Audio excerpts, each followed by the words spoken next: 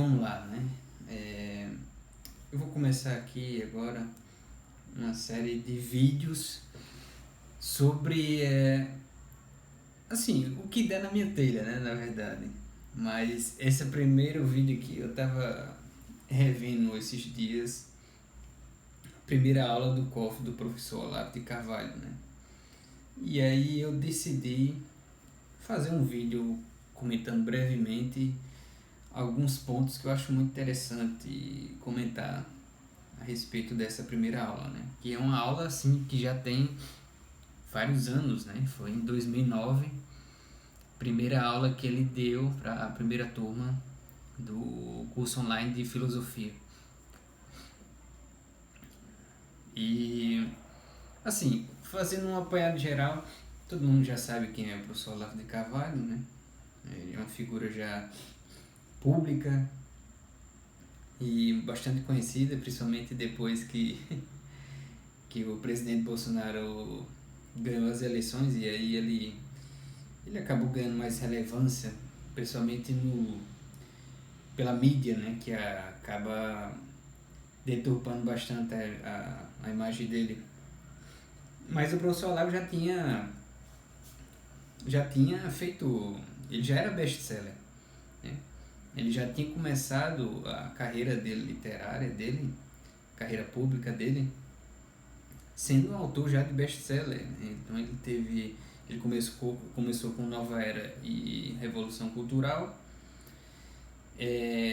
Depois ele lançou o Imbecil Coletivo, que foi um estouro, né? Porque ele acabou mexendo com a alta cultura. Foi justamente com esse livro que ele acabou assim, destruindo a alta cultura esquerdista do Brasil, né? Ele disse que já estava cansado de ter só a esquerda no Brasil, então ele decidiu quebrar a hegemonia, isso tudo ele já tinha planejado, já tinha calculado, e depois ele lança o Jardim das Aflições, que, ao meu ver, o livro mais bem escrito do professor, um dos principais livros dele, ao lado do Aristóteles em Nova Perspectiva. Só que assim, o professor ele viu que depois ele viu que a alta cultura do Brasil, depois da ditadura militar de 1964, do golpe militar, e após essa ditadura a esquerda resolveu mudar a estratégia que ela vinha adotando, que antigamente era uma estratégia leninista mesmo, de revolução armada. Só que aí eles sofreram essa derrota e resolveram mudar a estratégia. A estratégia passou a ser a estratégia gramscista, né? Então eles passaram a atuar justamente na cultura brasileira, dominando os meios de cultura, os meios de expressões, como jornais, como as mídias, né, a universidade, e fazendo aquela revolução a longo prazo, que chegou justamente nessa época nossa, né? Só que qual foi o preço disso? O preço disso foi a total destruição da alta cultura do Brasil. Então, essa alta cultura que ela foi destruída justamente pelo esse domínio da esquerda, principalmente na mídia e nas universidades. Você passou a formar pessoas que elas não tinham realmente uma vida intelectual genuína, né? Não tinha uma vida intelectual genuína, não tinha uma preocupação genuína, sincera, central pelo conhecimento, mas apenas profissionalmente para garantir seu sustentozinho, seu ganha-pão, e principalmente para colocar à frente a estratégia do Gramsci, né, que é justamente a revolução cultural. Então eles destroem toda a alta cultura para você se transformar num proselitismo político, né? Um ideólogozinho que vai colocar sua contribuiçãozinha na toda a armada cultural que a esquerda estava preparando para anos depois tomar o poder de volta, né? Então, hoje em dia a gente vê que a maioria das pessoas são formadas com essa mentalidade esquerdista e nem percebe disso, né?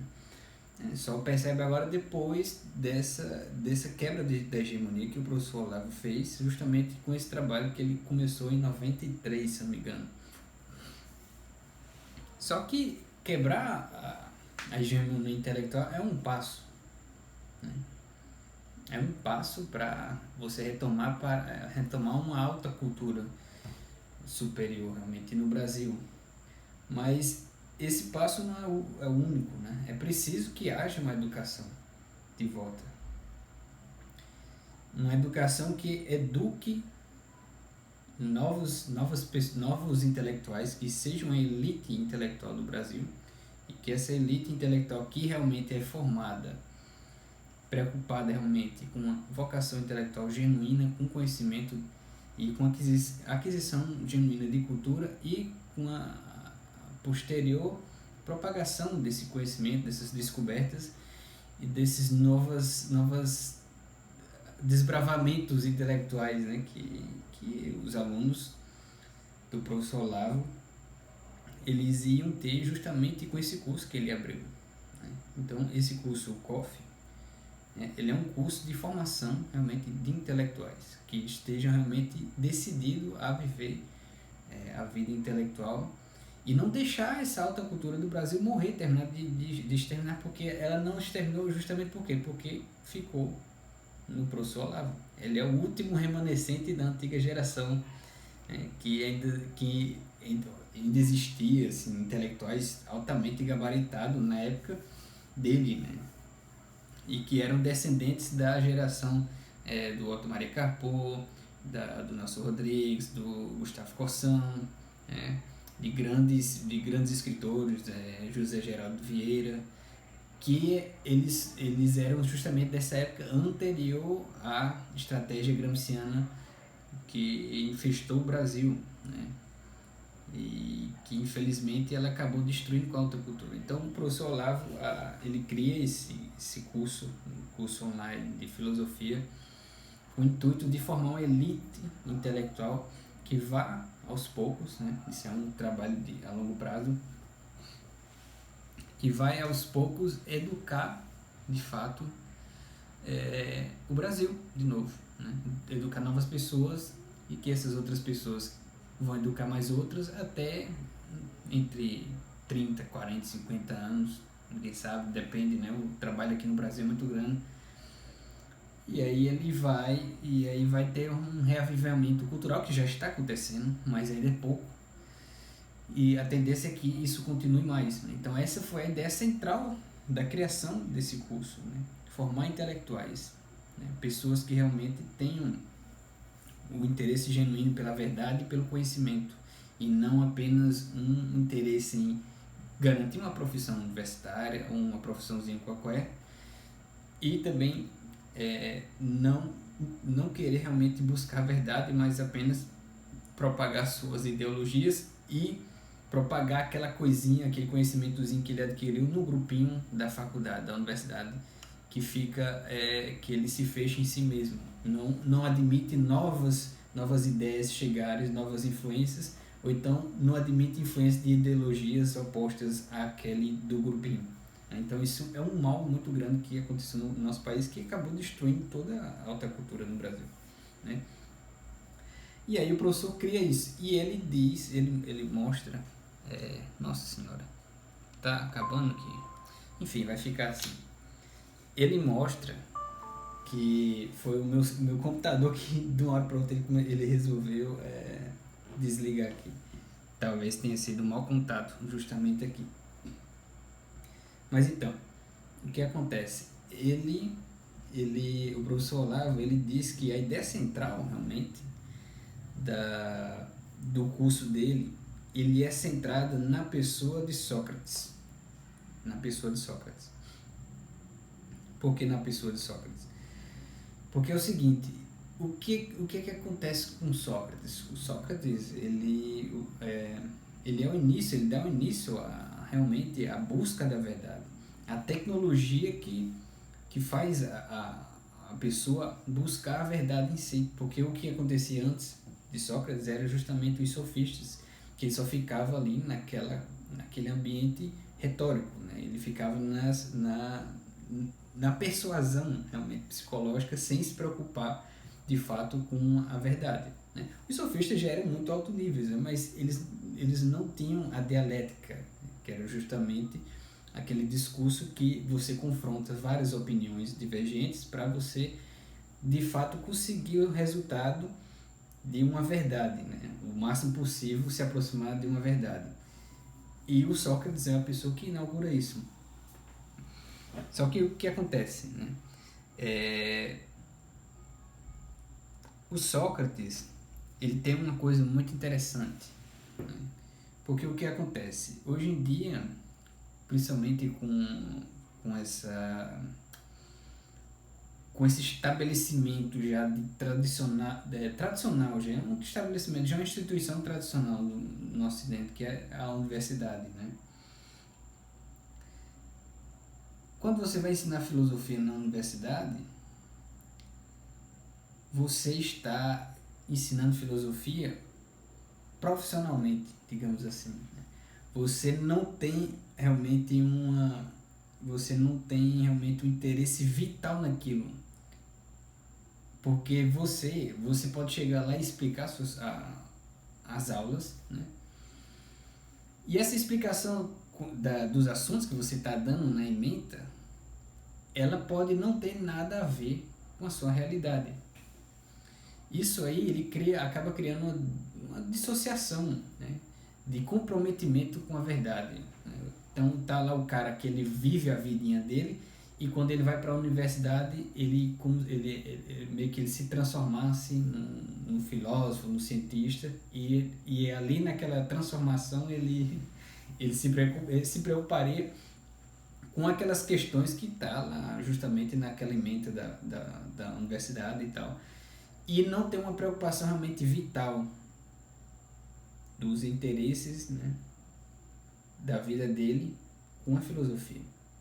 Então, o que acontece? O Sócrates, ele começa justamente com esse interesse. A filosofia que ele vai surgindo da sua busca pela verdade é uma filosofia que se confunde com a sua própria vida. E ele acredita mortalmente sério nisso. O Sócrates, né? Você vê na apologia do Sócrates, né, que ele sabe que aquilo tudo é uma farsa, né? Mas como ele já estava totalmente convencido da imortalidade da alma, né, ele aceitou a morte.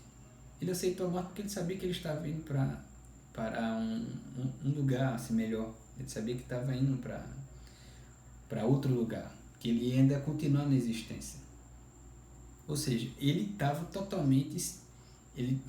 o que ele ensinava, o que ele conhecia da filosofia dele e a vida dele estava totalmente unida. Ele realmente acreditava vitalmente nisso. E, infelizmente, a universidade ela começou com essa desassociação, né? Principalmente com a burocracia do ensino.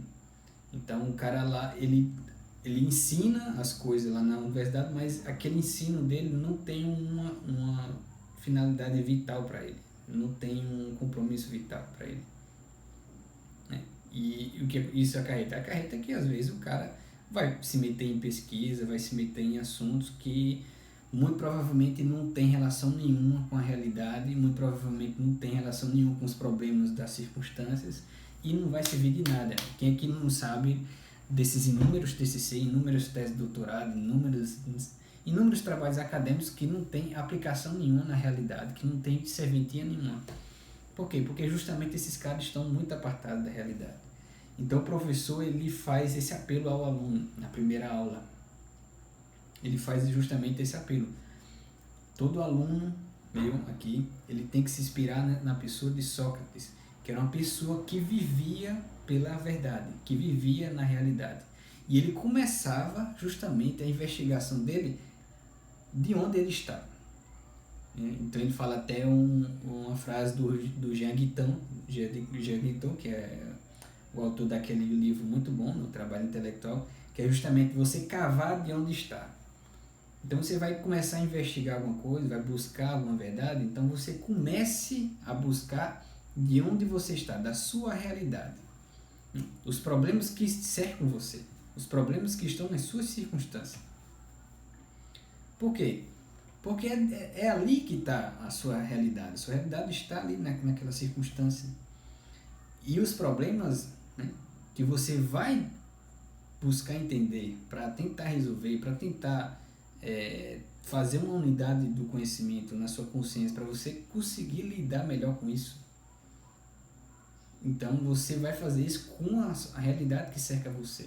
E você vai ver um sentido nisso e você vai ver um comprometimento vital seu diante dessas questões.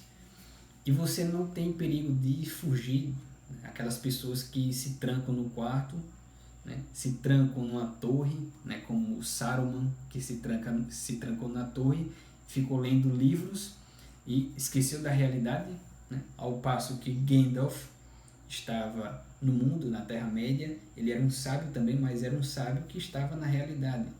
Ele estava vendo as coisas acontecendo na Terra-média e por isso mesmo ele estava ciente do que estava acontecendo. Ao passo que Saruman, que estava naquela torre, vendo as altas questões que estavam totalmente desassociadas da sua realidade e busca ambiciosamente pelo Anel do Poder, que o símbolo do Anel do Poder é justamente esse conhecimento fechado, que é justamente as ideologias. E aí ele ficou totalmente cego, apartado da realidade. E isso aí foi sua queda, a gente viu isso na história dele, né? E esse apelo central que o professor Olavo pede na primeira aula do COF. Né? Você partir da sua realidade nos seus estudos. Né? E não somente nas suas circunstâncias, você saber quem você é. Você não virar um estudante pedante, né? Sendo um cara, como diz o cantor brasileiro, né? Um latino-americano sem dinheiro no bolso, que veio do interior, mais ou menos assim, essa a música, né? Ou seja, o cara é uma pessoa, o brasileiro, o que é o brasileiro? O brasileiro é lascado, cheio de problemas mentais, devido a tantos absurdos, tantas pressões sociais, tantos fatores alienantes que estão na vida do sujeito desde a nascença dele. Isso cria muitas neuroses, cria muitos problemas, né? Então a pessoa tem que considerar a sua realidade, né? Você é classe média, às vezes, ou você é classe média, ou você é rico, ou você é da burguesia, ou você é proletariado, ou você tem uma sanidade mental razoável, o que é nos dias de hoje mais complicado, né? Ou você tem um estudante que ainda não é formado, que não tem dinheiro. Então você tem que partir da sua realidade com sinceridade, não tentar fugir da sua realidade, né? Se acovardar, né? Num mundinho delicioso da alta cultura, de questões totalmente deslocadas da sua realidade, porque isso vai te alienar e vai tirar você da realidade. E quando você perceber que você não fez nada na sua vida, vai ser tarde demais, você já vai ver o tempo passando e você não viu nada e você não estudou nada que se visse para a sua realidade, né? E você estudou coisas que não digamos assim, que não tem uma vivência naquilo, na realidade, né? E você não vai poder, por exemplo, explicar para outras pessoas, você não vai ver a dor das outras pessoas e tentar diminuir essa dor através do que você sabe, do seu conhecimento, das coisas que você estudou, porque você passou a vida muito alienada, muito presa, fechada num círculozinho, né? Que é representado esse círculo desse mundo totalmente fechado, das ideologias, das questões totalmente apartadas da realidade. Então, esse é o movimento central, principal, essa atitude principal que o aluno, né, quando vai começar a estudar, é justamente esse, é você ter a humildade de saber quem você é. E essa humildade a gente vai adquirindo aos poucos, com a sinceridade, com o exercício da confissão, que eu posso falar isso em outro vídeo. Mas você tem que partir de onde você está, né? Você tem que cavar de onde você está. Focar na pessoa de Sócrates, né? Focar em Platão, seu discípulo. Né? O que é que o Platão estava estudando?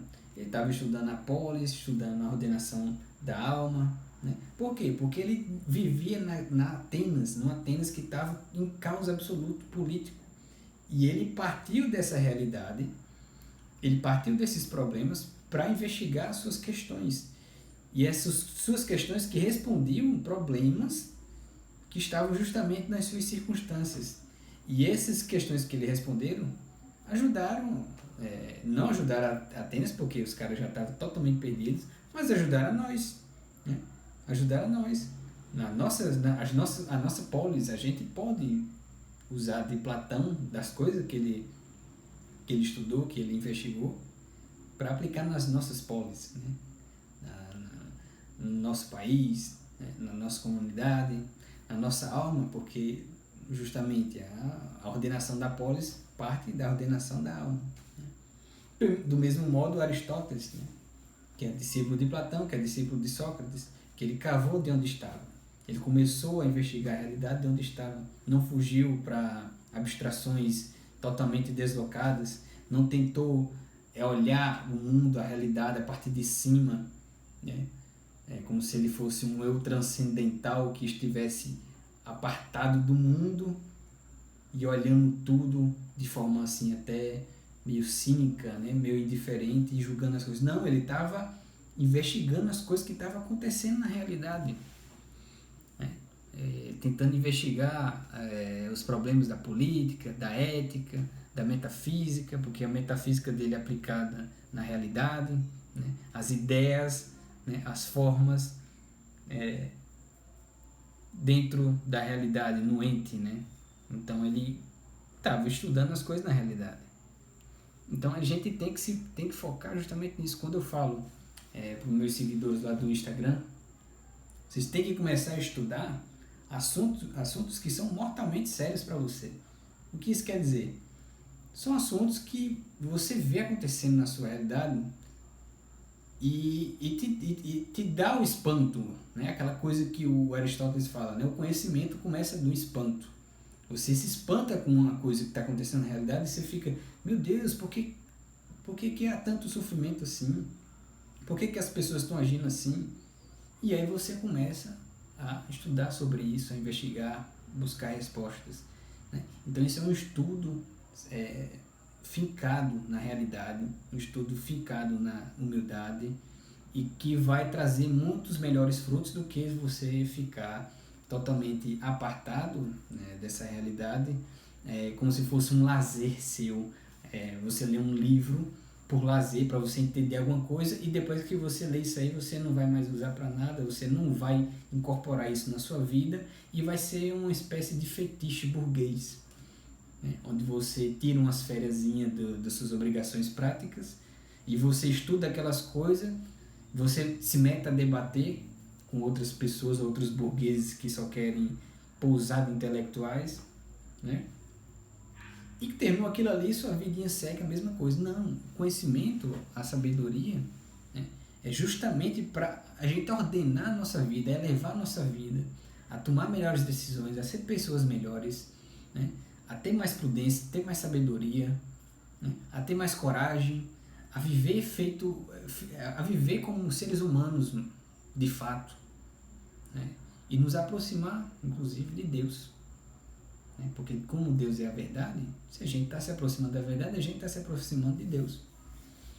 Então esse é que é o estudo verdadeiro, esse é o que é o estudo centrado, humilde, sincero e que vai render bons frutos. Né? Essa é a primeira lição que a gente aprende na primeira aula. Tem muito mais coisa, eu não estou aqui propondo destrinchar totalmente as aulas do COF, porque aquilo ali é um mundo gigantesco. Então, eu vou pegar algumas coisinhas, alguns ensinamentos que eu pratico na minha vida e vou buscar explicar alguma coisa aqui no Insta, no YouTube, como estou fazendo agora, e aos poucos eu vou preenchendo isso com mais vídeos e mais explicações, né? Eu posso fazer outro vídeo sobre o método da confissão, sobre o necrológico, que muita gente pergunta, né, como fazer, mas até agora, pelo primeiro vídeo, né, eu olhando aqui minhas notinhas que eu tomei já desde a primeira aula do COF aqui até a última, muitas notas, então tem muito material aqui para a gente desenvolver, e aos poucos eu vou publicando mais vídeos, né? Então esse é o primeiro de muitos, né? Não sei quantos, não sei quando, até quando eu vou fazer isso, mas tem muita coisa, né? O nome do curso é justamente Seminário de Filosofia. Seminário que vem de semi. O que é semi? Semi é semente, né? Então são sementes de filosofia. Então tem um mundo inteiro aqui para plantar, para regar, para crescer essas árvores e gerar muitos frutos, né? Então essa é a ideia central aqui, tá bom? Então fique com Deus e um abraço.